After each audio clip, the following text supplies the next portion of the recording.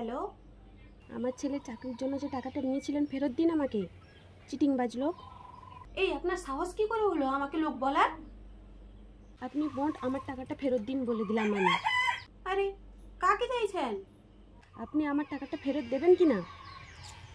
চাইছেন কাকে? আমি লালুকে চাইছি। আপনি লালু বলছেন তো? হ্যাঁ বলছি। আপনি আমার টাকাটা ফেরত দেবেন কিনা বলুন আমাকে। Sorry, I am in a relationship. এটা আবার কি মানে হলো? আরে আপনিই তো বলছেন যে আমাকে চাইছেন। আরে আপনি কে বলছেন বলুন তো? ও, আমি কে বলছি এখনো বুঝতে পারছেন না? আরে দিদি, আমি যদি বুঝতেই পারতাম আপনি কে বলছেন আমি কি জিজ্ঞেস করতাম বলুন? আমি আপনার বাড়ির নিচেই যাচ্ছি, এক্ষুনি টাকাটা বের করে রাখুন, এক্ষুনি। বাড়ির নিচে চলে এসেছেন? আচ্ছা দেখুন তো বাড়ির ভেতর থেকে তালা দেওয়া আছে কিনা। এই ভেতর থেকে বাড়ির তালা লাগানো কেন? বললাম না বাড়ির বাইরে থেকে তালা লাগাতে তালা।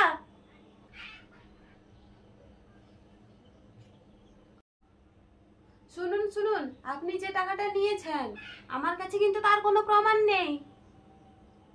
সরি, আপনার কাছ থেকে যে টাকাটা আমি নিয়েছি তার কিন্তু আর কোনো প্রমাণ নেই।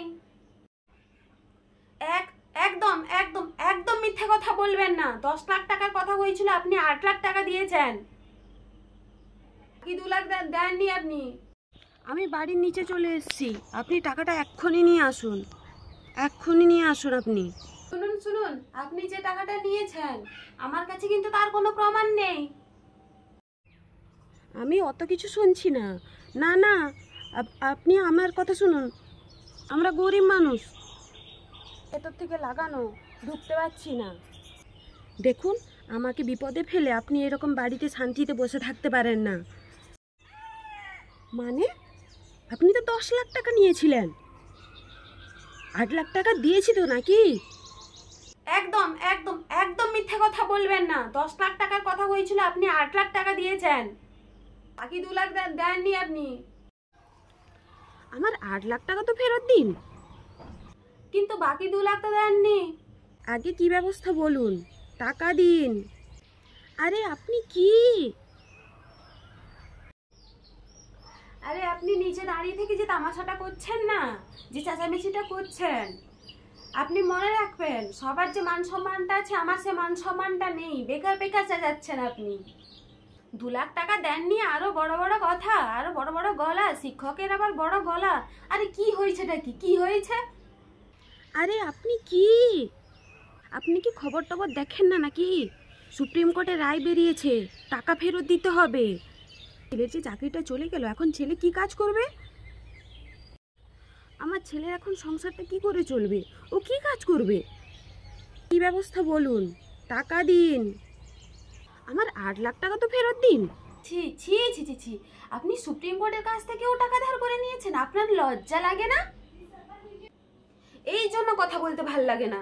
শুনুন শুনুন, একটা কথা মনে রাখবেন, একটি দরজা বন্ধ হলে আরেকটি দরজা খুলে যায়। স্কুলের সামনের দরজা বন্ধ থাকলে পিছনে একটা দরজা আছে না, ওটা দিয়ে ঢুকে যাবেন।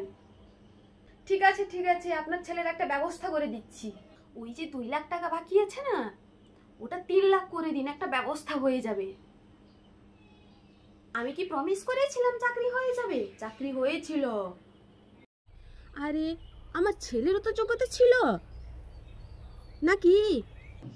তারপরে কিছু সৎ লোক, সততার দালালরা যদি এরকম করে দেয়, আমাদের যদি দুর্নীতি ধরে নেয়, তাহলে দুনিয়া কোন দিকে এগোচ্ছে, আমরা কি করছি? সুনীতি পরায়ণ লোকেরা যদি আমাদের দুর্নীতি ধরে নেয়, তাহলে আমরা কি করব? সততার দালালরা। আরে আপনি বলছিলেন টাকা দিলেই হয়ে যাবে। এই একদম মুখ সামলে কথা বলবেন বলে দিলাম। আমরা কি জানতাম আগে থেকে এরকমটা হবে? আর যদি জানতাম এই টাকা নিতাম, আরো বেশি বেশি টাকা নিতাম।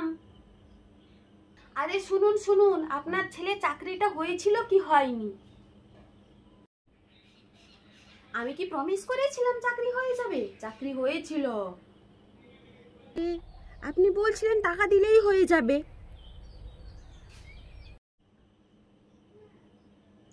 কিন্তু আপনি চিন্তা করবেন না, মিথ্যের জয় একদিন হবেই হবে। আর একটা কথা আপনাকে বলে রাখি, এই জিনিসগুলো হচ্ছে কিছু সৎ মানুষের হিংসে হিংসে করে। নিজেরা তো নিজেদের যোগ্যতায় টাকা দিয়ে চাকরি করতে পারে না। শুধু একটাই জিনিস আছে ওদের কাছে, মেধা। মেরিট লিস্টে নাম তুলে চাকরি পাবে। কতদিন চলবে ওদের? ছেলের চাকরির জন্য আমি জায়গা জমি বিক্রি করে দিয়েছি। জমি বিক্রি করে দিয়েছেন? কাকে বিক্রি করেছেন, নামটা একটু বলবেন? আমার আরেকটি ব্যবসাও আছে, বেআইনিভাবে জমি দখল। কেন? নাম জেনে কি করবেন?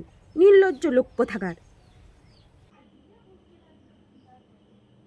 বিজনেসের কথা বললেই বাঙালিরা ফোন কেটে দিচ্ছে। নমস্কার বন্ধুরা, এই ভিডিওটি যদি ভালো লেগে থাকে, যদি ফেসবুক থেকে দেখে থাকেন, প্লিজ লাইক করে দেবেন, শেয়ার করে দেবেন এবং আমাকে ফলো করতে ভুলবেন না। আর ইউটিউব থেকে দেখে থাকলে প্লিজ সাবস্ক্রাইব করবেন। এবং এটি হচ্ছে আমার এখন যে বর্তমান 26,000 জন মানুষের, 26,000 জন শিক্ষকের যে চাকরি বাতিল হয়েছে তার জন্য একটি ছোট্ট প্রতিবাদ। আমার কি বলবো বুঝতে পারছি না।